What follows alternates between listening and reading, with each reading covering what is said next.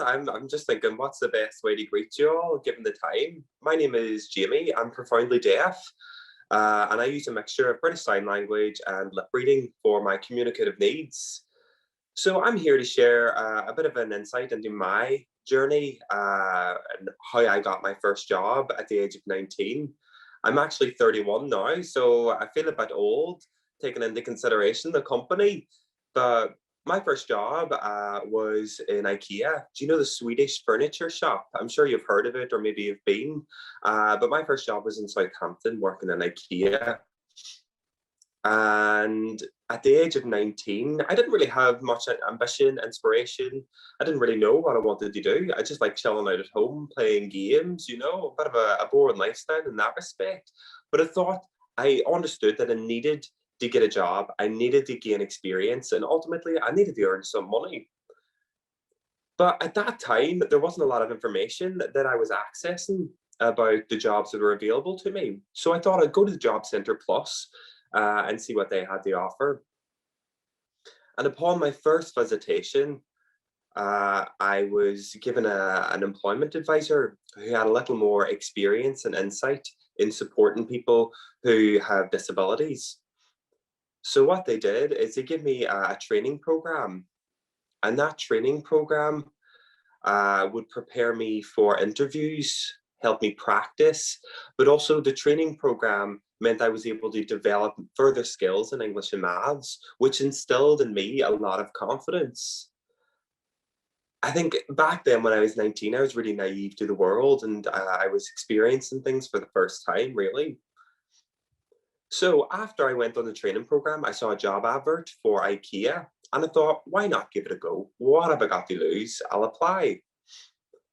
I was invited to the interview, which I never thought would happen. And much to my surprise, I was offered the job. And I thought, this is going to be the start of something really wonderful. And at the start of the process, even before the interview, I asked IKEA if they could provide a sign language interpreter for me during the interview. And as part of the reasonable adjustments, I knew that the information during the interview was really imperative and really important. So I needed to have full access and I needed to make sure that I had communication in place. So I was able to answer all the questions effectively. And I was successful in my application and the interview. The reason I asked for an interpreter during the interview is because I needed to understand what they were asking me during the interviews. And it was important for them to understand that I could communicate very well. And it's really important for you as well to own your communication and be confident in asking for what you need. So through my work experience or working at IKEA, I did request that my team of 21 colleagues had deaf awareness training. I thought, we were a large team and I thought it was going to be difficult, but everybody greeted the idea of deaf awareness training with a lot of enthusiasm. I was concerned that IKEA would have thought it would come at a great expense, but in actual fact, deaf awareness training was covered by Access to Work. And it's a government scheme which supports equal access in the workplace for people who have specific disabilities or specific needs. I'm just allowing the interpreter to catch up and I'm keeping an eye on him to make sure he's on top of it. So the deaf awareness training was absolutely fantastic. It essentially covered all the information that I needed my colleagues to know. They did everything for me in that respect, and it made me feel really good. It made me feel really good as part of the team because I felt more included and they knew how to support and meet my communicative needs.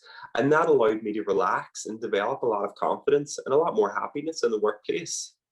So I would strongly advise you to put forward a request in your workplaces to say that you would like deaf awareness training, regardless of what your communicative needs are.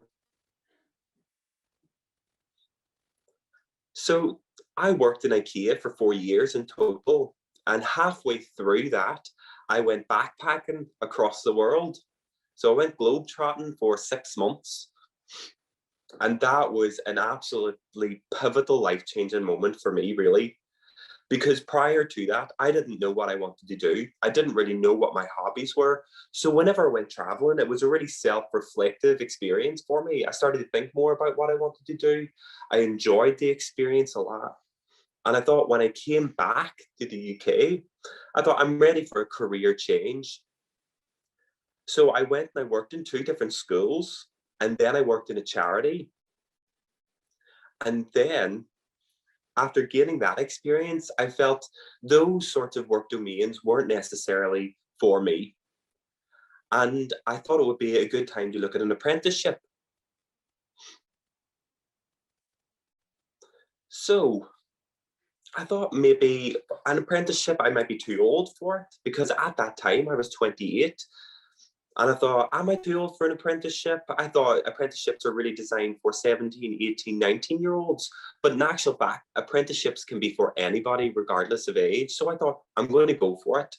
I did an assessment. I had the preliminary testings prior to the apprenticeship. And throughout that whole process, I had sign language interpreters available and provided for me. So I was successful, and my apprenticeship was in accounting for the civil service. So I worked in a governmental department. And at the same time, I was thinking, oh, how am I going to cover the costs of communication needs throughout this whole thing, or throughout this whole new career venture? And again, access to work was something that was made available to me.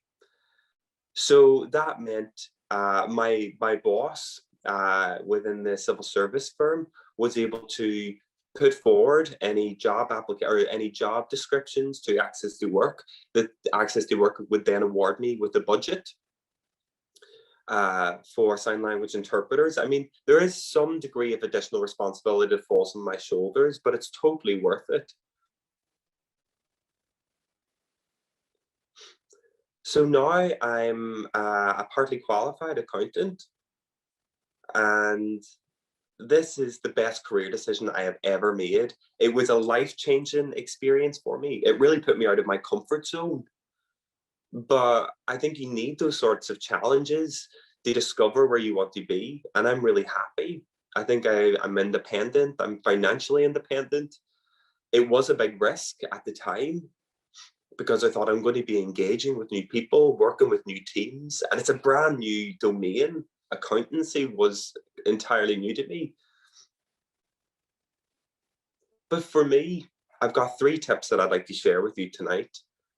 One tip is don't feel too much pressure in terms of choice or what other people expect from you. My friends went to university at the age of 18 and 19, and I felt that was the only choice for me, but it's not. I felt for a long time that my friends were better than me because they went to university. But what I discovered is I'm on my own pathway. So explore your choice and don't feel pressured into doing something that other people are doing. You might decide to go backpacking, take a gap year. You might decide to volunteer, or maybe take a job somewhere and just earn some money. Just do what feels right for you. My second tip is if you want to try something different or try something new, do it. Step outside of your comfort zone. Because if you don't like it, you can always go back to what you're familiar with, what you were doing before. And as I said earlier, an apprenticeship for me was the best decision I've ever made. So the third and last tip is it's important that you own your communication.